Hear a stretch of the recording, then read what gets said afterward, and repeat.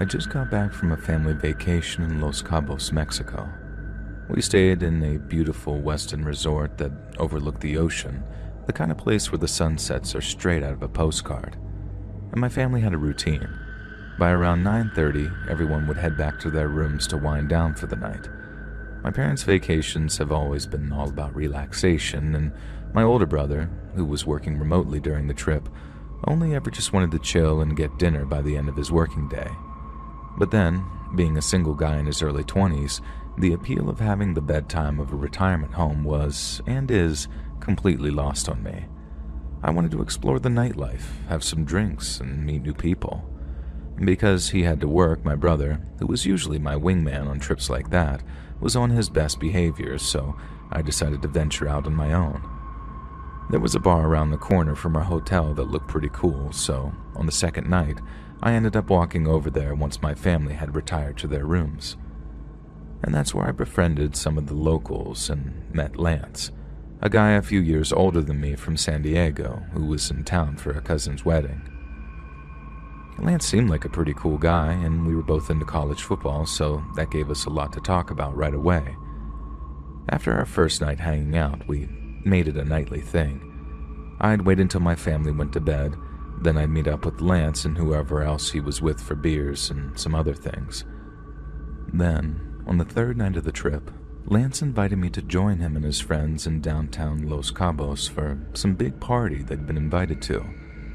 I had to turn him down because I'd promised my mom and dad that I'd do this thing with them the next morning, and I didn't want to show up looking like a tub of crap. But I did so very reluctantly because the party was supposedly going to be off the chain. And the next morning, I woke up early and did the thing with my parents. We get along well, so it was fun, but there was still the thought in the back of my mind, something like, damn, that party must have been something. But then that night, Lance invited me to a massive mansion his group had rented on Airbnb. It looked like something out of a Pablo Escobar movie, with infinity pools and sleek white decor.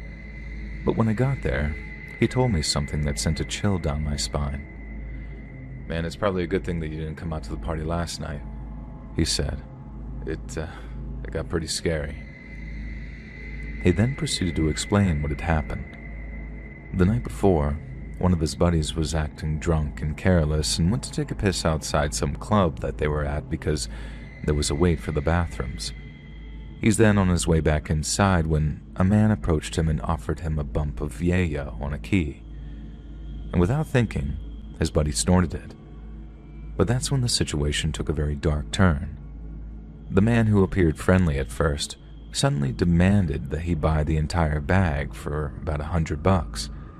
And Lance's friend refused, getting aggressive and belligerent, and things escalated quickly. The man started saying how he worked with the cartel, and then started following Lance's group from bar to bar. Lance said that they didn't think too much of it at first, but then the guy started snapping photos of them and making some phone calls. And before long, there were several other men tailing them, and their threats became more and more direct, and at one point, the guy told them in English, "If he doesn't pay, we're going to kidnap him and hang him from a bridge." Then later, as they were walking to another bar, one of the men following lifted his shirt to reveal a 9mm pistol tucked in his waistband. Lance told me that he had no choice but to step in. He approached the men and tried to de-escalate the situation, keeping calm even as they insisted his friend had stolen from them and would pay with his life. Eventually, Lance offered to take them to an ATM and pay $160 out of his own pocket just to end this whole ordeal. And the men handed him an empty bag as if it were some kind of receipt and then disappeared into the night. But it didn't end there. Later that same night, Lance was walking back when a woman came up to him, flirted briefly, and then yanked his $200 chain clean off of his neck after pointing a gun directly in his face. And he was stunned, and said that he just stood there as the girl disappeared into the crowd. And the worst part, his friend and the same guy who started the whole mess refused to take any responsibility. He didn't apologize or even offer to split the $160 Lance had paid to save him. Instead, he had the nerve to blame Lance for getting involved.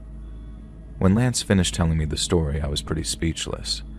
And it was hard to believe how much he'd gone through in one night, all because he was trying to do the right thing. And I told him straight up that I was relieved that I hadn't made it out that night. Who knows how much worse things could have gotten. And the whole experience was a true wake-up call for me. If there's one thing I've learned, it's that you should never accept free drugs from strangers, as it's never free. It always comes with a price, and sometimes that price is your safety, or even your life.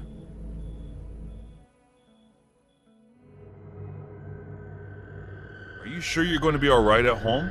Mom asked one more time before leaving. Yes, Mama, I'll be fine. Now go. I almost pushed her after saying that. Don't worry, your father will be back at 10 p.m., so you won't be alone for long, she said, looking at me in concern. Yeah, I know. Now, bye. Otherwise, you guys are going to be late, I said with a smile. She is right, Mom. If you keep this up, we are going to be late. Guess who might have said that? The sister you never wanted, but ended up getting and loving younger sister Gracie. I teased her by sticking out my tongue before shutting the door behind them. She gets annoyed whenever I do that. You guys must be wondering where they're going and why in the world I was staying at home. Well, they are going to Taylor Swift's music concert, which I would have given anything to go to.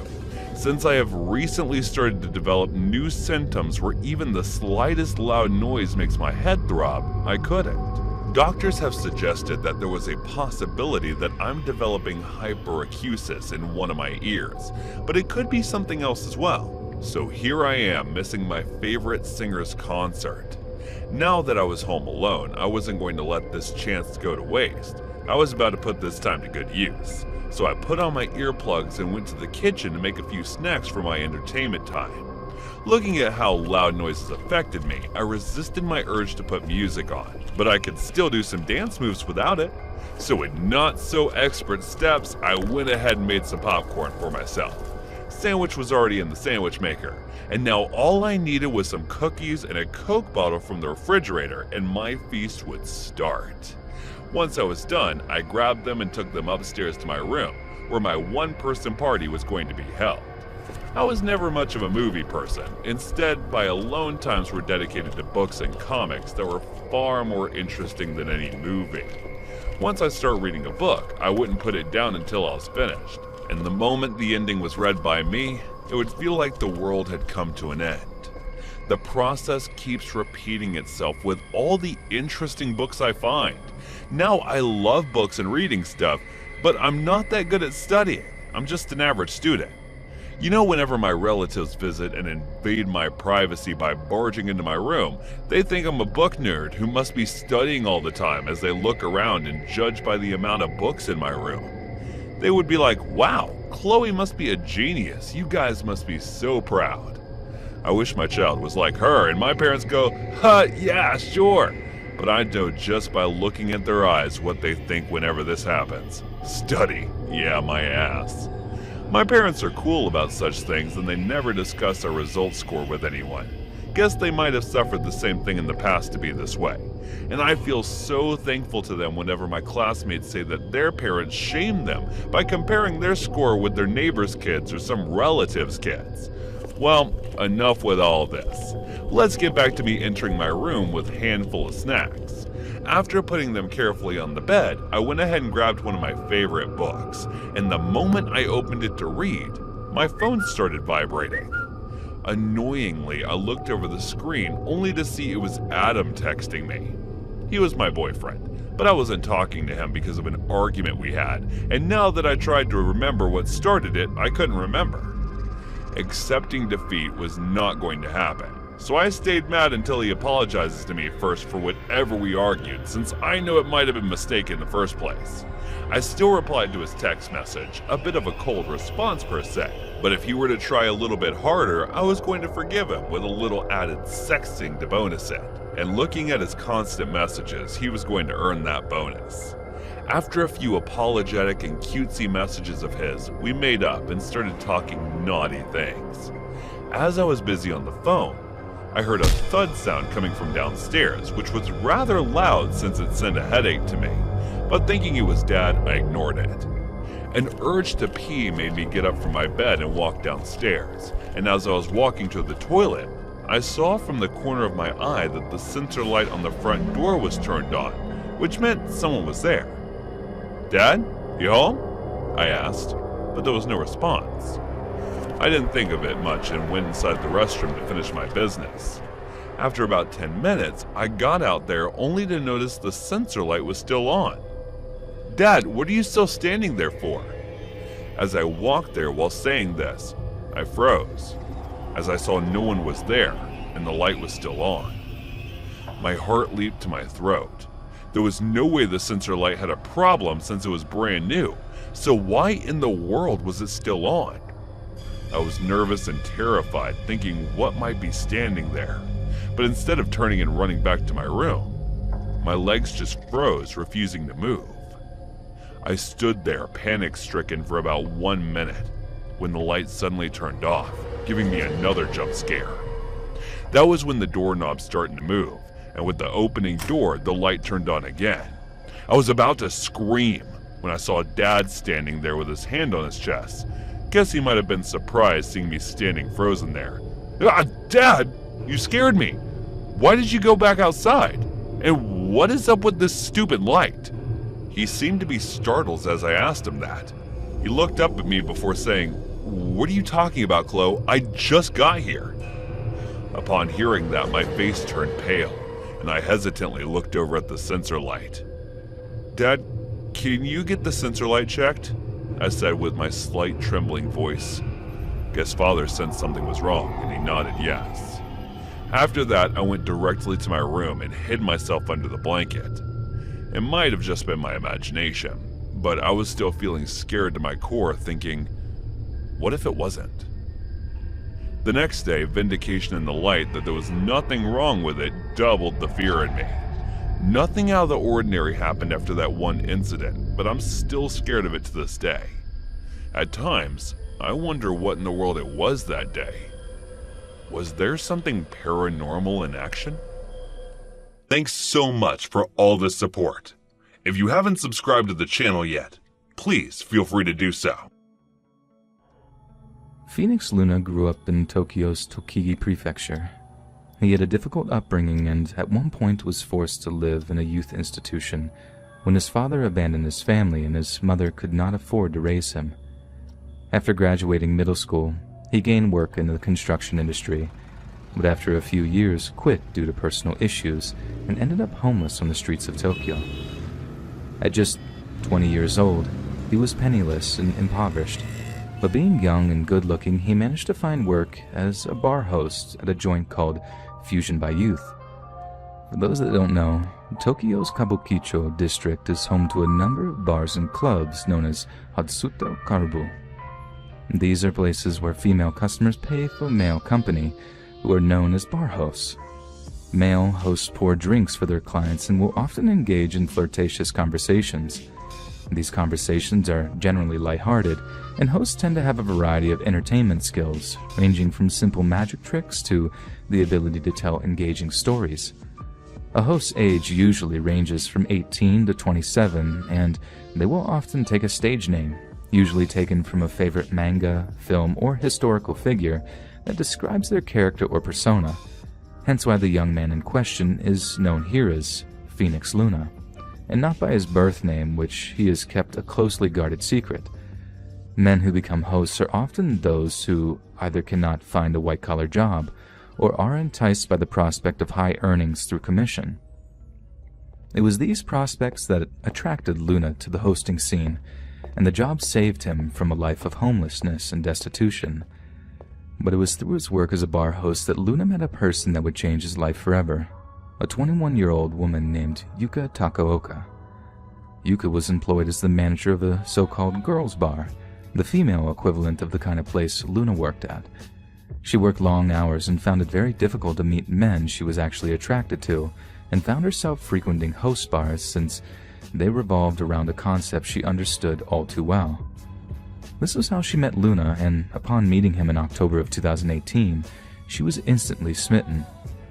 Over the next 7 months, she cultivated a kind of relationship with him and became one of his regular customers. Luna made her feel special, often telling her that he liked her and that he wished to be with her. Hosts are generally forbidden from socializing with their clients outside of working hours, but Luna made an exception for Yuka. They often met at Yuka's fifth-floor apartment in Shinjuku Ward, where they shared food and watched movies, and after a few months of doing so, Yuka asked Luna if he would like to pursue an exclusive relationship with her. Luna replied that he would, but was taken aback when one of her conditions for doing so was that he quit hosting and find a regular job. She was adamant that he would have to stop flirting with other women, whether that be in a professional capacity or otherwise. This was something Luna could not adhere to. He enjoyed his work and considered his fellow hosts as a kind of surrogate family. Reluctantly, he was forced to decline Yuka's offer, but told her they could continue to see each other if that was something she wanted. Yuka was heartbroken. She adored Luna and became increasingly depressed as a result of his rejection.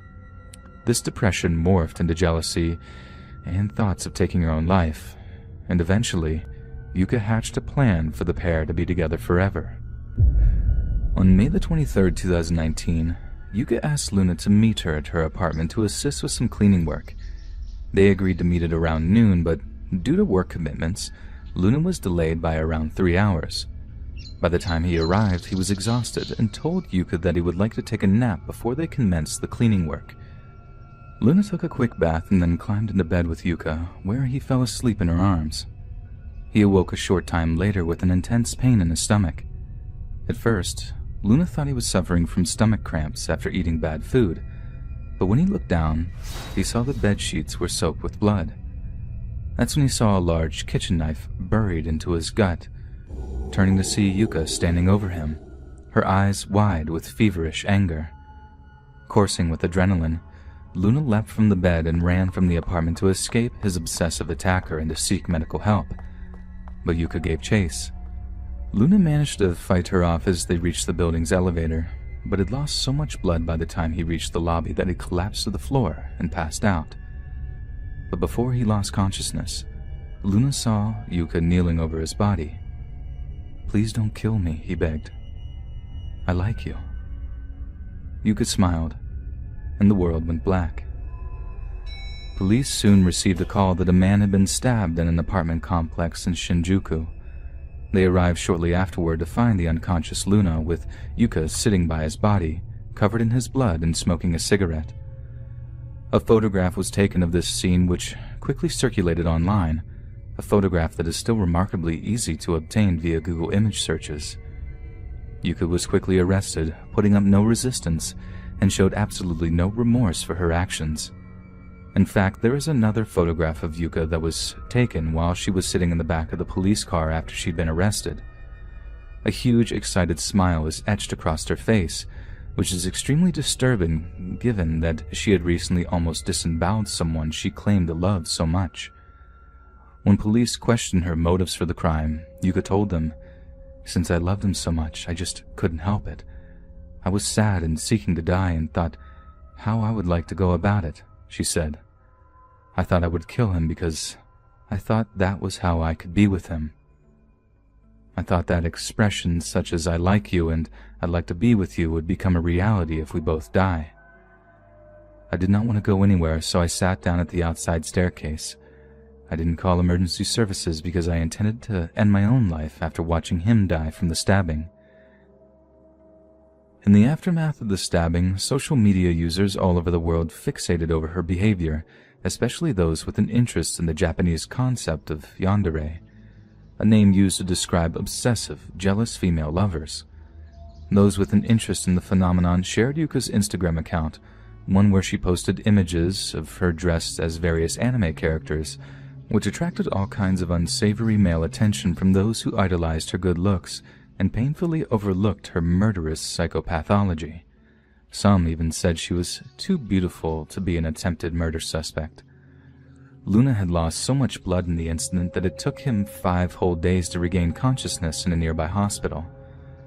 Doctors have him a mere 1 in 5 chance at recovery when he had first arrived, but somehow he had beaten the odds and pulled through after a series of surgeries to repair the catastrophic damage done to his internal organs.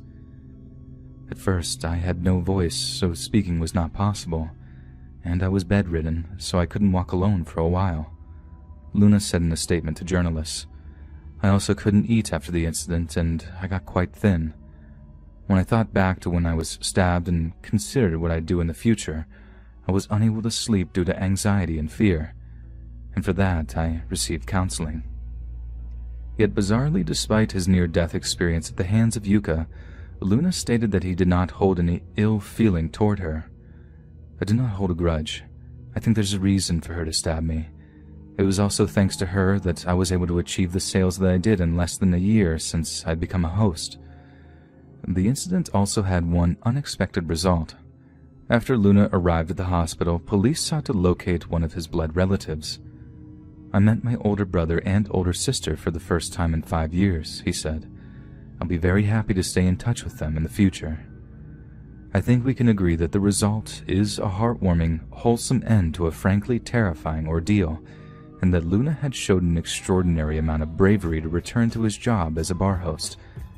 But surely, it is only a matter of time before another girl develops an obsession with him, and we can only hope that it doesn't end in the same terrifying, bloody way.